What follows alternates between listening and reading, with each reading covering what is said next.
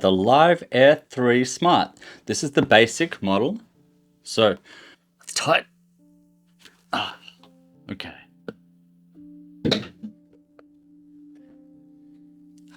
Oh yes. One of these focus assist cards. Cool, I've always wanted one of these. I forgot. Yeah, it's a whole thing. All right, well, okay. Let's go through what we get first. So, it all comes in this nice little case.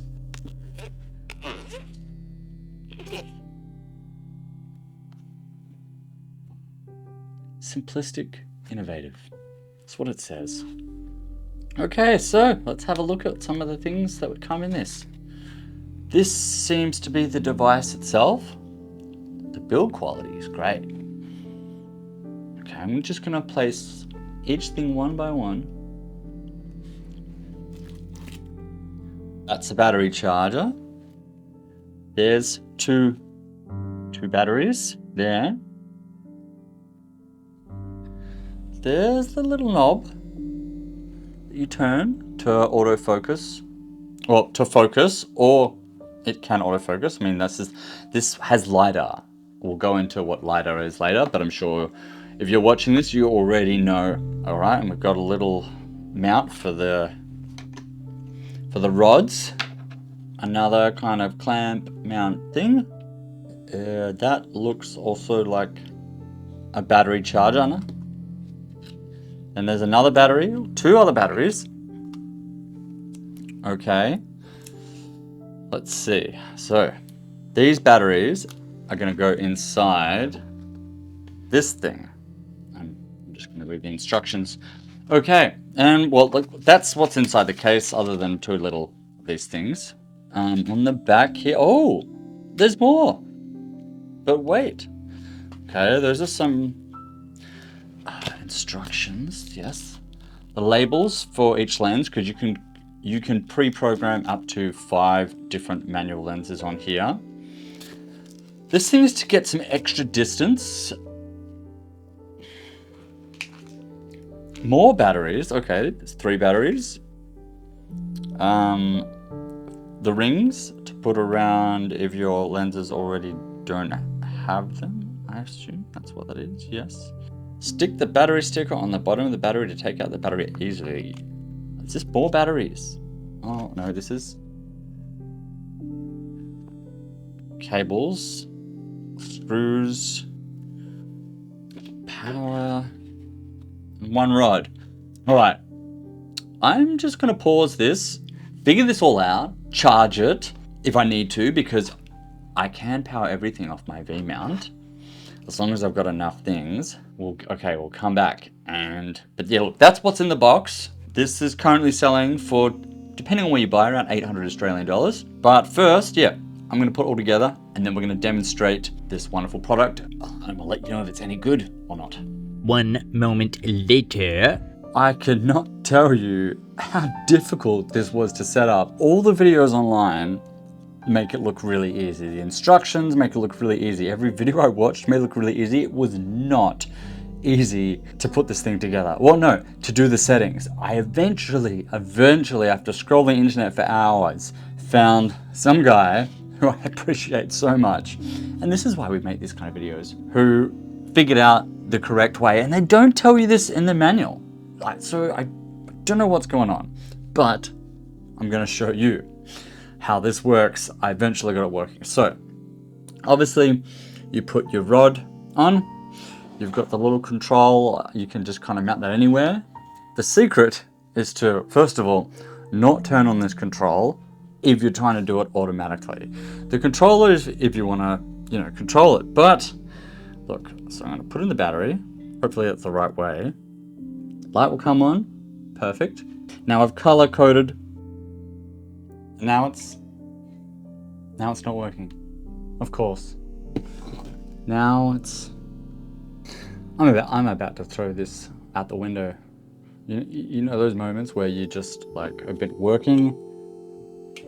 Yeah. There. Okay, we finally go. Once I got it working, I'm very impressed, but it took me a while to get this working. I've got my anamorphic lens on there. I'm gonna quickly explain the setup procedure in case you don't know, because that confused the hell out of me.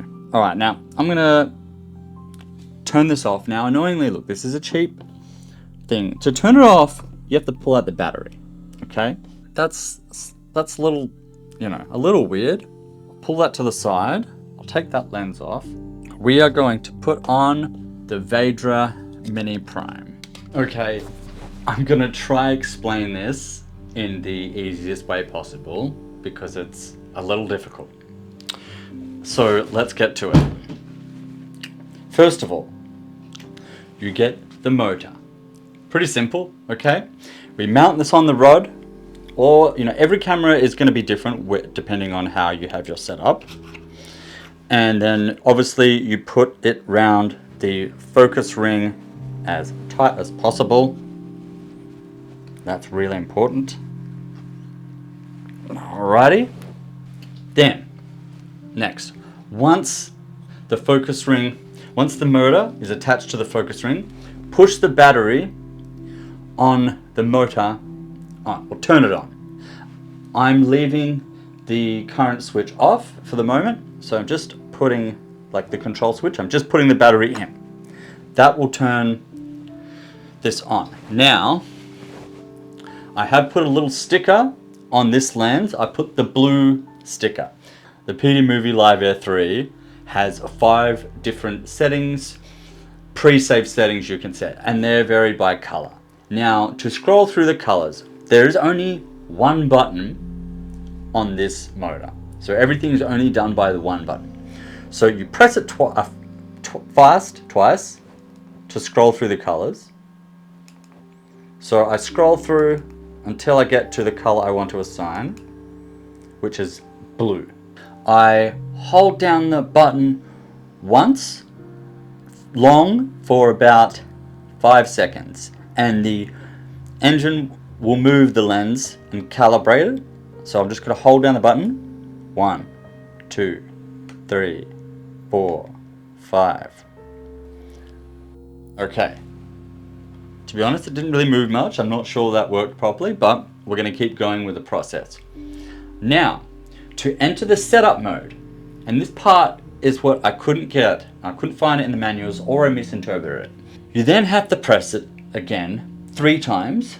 1, 2, and then the third you hold for long. So 1, 2, 3. Right? Now, that should allow the motor to enter a different mode where I should be able to turn the ring. Yes, I can. Right? So that's allowing me to turn the ring. If it doesn't let you turn the ring, you haven't done it right. The focus ring, I mean, like manually. Otherwise, it will just be held stuck. Then I line up the focus. The first point, you get a measurement, 0.4 meters. You make sure it's in focus. Then I press it once and it should beep. Great, it beeped. Now, if it doesn't beep, you're doing it wrong. You haven't got to that mode.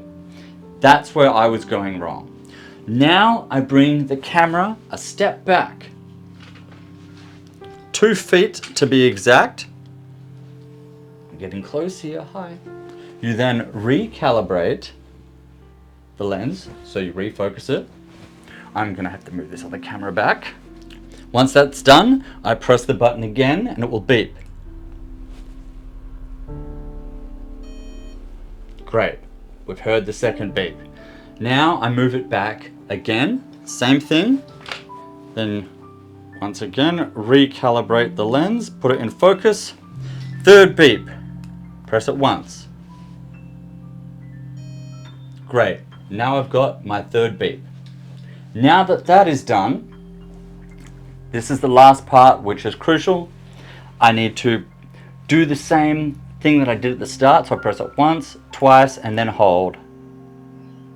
And now it's working. So if you want to go into manual control mode, you can turn on the control wheel. That will flash. And then once I turn that, that moves it manually. And then if you leave it all the way turned to one side, and then you let that sit for 5 to 10 seconds, it will then automatically switch back into auto mode.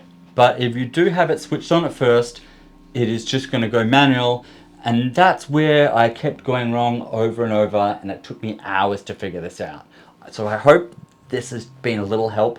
I know it's a little difficult to see with all of this going on, but if you listen to these instructions, it should work. Anyway, thank you for watching. Keep on making movies, and we'll see you next time.